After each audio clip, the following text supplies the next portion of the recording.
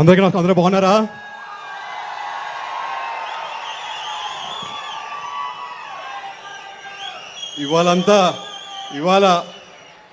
ఇవాళ మన నగరికి విచ్చేసిన గౌరవ ముఖ్యమంత్రి వాళ్ళు నారా చంద్రబాబు నాయుడికి మనందరి తరఫున స్వాగతం పలకడం నా అదృష్టంగా భావిస్తా ఉన్నా. అందరూ గట్టిగా ఒకసారి సారి కోసం అని తప్పట్టు కొట్టి స్వాగతం పలకండి.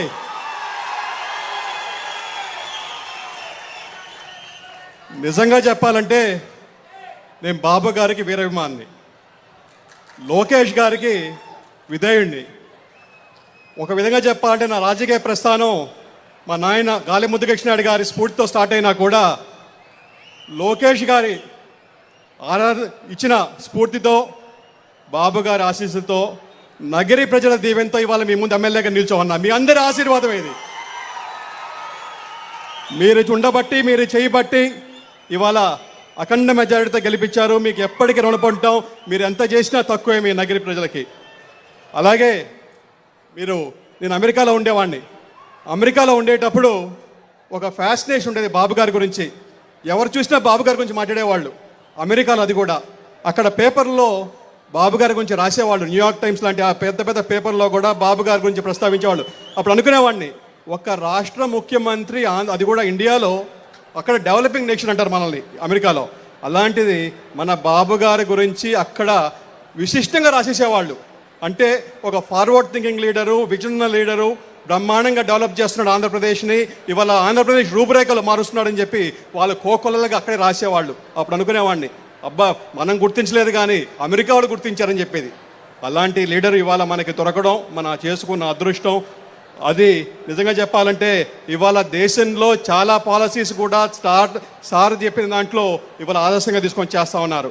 నిజంగా చెప్పాలంటే ఎడ్యుకేషన్ రిఫార్మ్ తీసుకున్నామంటే ఇవాళ మన దేశ విదేశాల్లో చాలామంది పట్టభద్రులు పోయి మంచి లైఫ్ లీడ్ చేస్తున్నారంటే ఆ రోజు సార్ పాలసీ ఒక దిశానిర్దేశం ఇచ్చింది. ఎందుకంటే చాలామంది వందల కాలేజీలు ప్రైవేట్ సెక్టర్లో పెట్టి అందరికీ చదువుకునే అవకాశం ఇచ్చారు. కాబట్టి ఇవాళ ఎక్కడ చూసినా కూడా ఇంజనీర్లు ఉన్నారు, డాక్టర్లు ఉన్నారు. అందరూ కూడా దేశ విదేశాల్లో కూడా స్థిరపడి ఇవాళ అందరికీ సేవ చేసే భాగ్యం దొరుకుతూ ఉంది. మీరంతా తెలుసు. అలాగే మనం చూసాం, ఒకప్పుడు మన ఆంధ్రప్రదేశ్ అంటే rice bowl of India అనేవాళ్ళం, Annapurna అనేవాళ్ళం. ఇవాళ ఆంధ్రప్రదేశ్ అంటే ఐటీ అంటున్నాం, బీటీ అంటున్నాం, ఫార్మా అంటున్నాం. ఇలాగా అన్ని రంగాల్లో కూడా ఇవాళ ఆంధ్రప్రదేశ్ ముందుందని చెప్పడానికి ఏకైక నిలువుడు అర్థం మన సార్ సీఎం గారు. అలాగే ఒక విషయం చెప్పాలి సార్ మీకు. సారు ఈ మధ్యకాలంలో కూడా ఒక గొప్ప పని చేశారు. ఎక్కడో ఉన్న కృష్ణమ్మని మన కుప్పంకి తీసుకొచ్చారు. కుప్పమ్మకి కృష్ణమ్మని తీసుకురావడమే కాదు, వైసీపీ అంటే పులివెందలకు కూడా మనమే ఇచ్చాం కృష్ణమ్మ నీళ్ళను కూడా. పులివెందలకు కూడా కృష్ణమ్మ నీళ్ళు కూడా సార్ భాగ్యమే.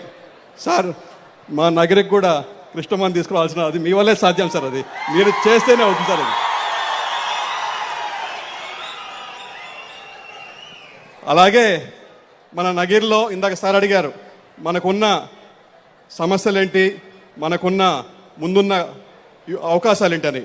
మాకు అన్నిటికన్నా పెద్ద అవకాశం కోసల్ నగరంలో మాకు ఆల్రెడీ ఇండస్ట్రియల్ ల్యాండ్ అక్వైర్ చేశాం సార్. ఒక 2500 ఎకరాలు అక్వైర్ చేశాము. ఇంకొక 2500 ఎకరాల దాకా చేయొచ్చు. అంటే 5000 ఎకరాలు మనం కోసల్ నగరంలో రెడీగా ఉంది సార్. అక్కడ 100 కిలోమీటర్ల లోపు 2 ఎయిర్పోర్ట్లు ఉన్నాయి, 2 సీపోర్ట్లు ఉన్నాయి, 2 హైవేలు ఆనుకొని ఉన్నాయి సార్. ఎక్కడ కూడా నాకు తెలిసి 3వ ఎయిర్పోర్ట్ కూడా రాబోతా ఉంది. ఇక్కడ నుంచి బెంగళూరు పోవాలని కూడా 2.5 గంటే. ఎక్కడా లేదు ఇంత జాగ్రఫికల్ అడ్వాంటేజు. అది కాకుండా మన నగిరి నుంచి వేలాది మంది రోజు 100 బస్సుల్లో అటు రేణిగుంట కానీ, ఇటు చెన్నై కానీ, ఇటు అరకోణం కానీ పోయి పని చేసుకుంటూ వస్తున్నారు. వాళ్ళకి కానీ ఇక్కడే కానీ ఉపాధి చూపించగలిగితే ఇక్కడే పని చేసుకునే ఉండే భాగ్యం కూడా కదులుతుంది సార్. అలాగే